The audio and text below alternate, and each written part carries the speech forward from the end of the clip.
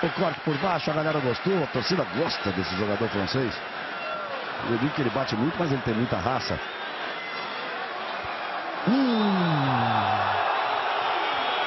O Benzema deu um chapéu. Está expulso o Hernandes. Arnaldo César Coelho, eu tive a sensação inteira de que foi uma grande infelicidade do Hernandes. Ele não foi para dar com a sola da chuteira no peito, mas foi um lance tão grosseiro que não restou outra coisa ao árbitro. Muito bem expulso.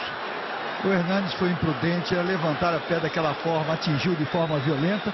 Lembra muito o lance da final da Copa do Mundo, que aquele juiz inglês não expulsou erradamente o jogador da Holanda. Foi igualzinho, foi muito bem expulso. É uma pena, lamenta-se, mas é a realidade. E a regra é clara.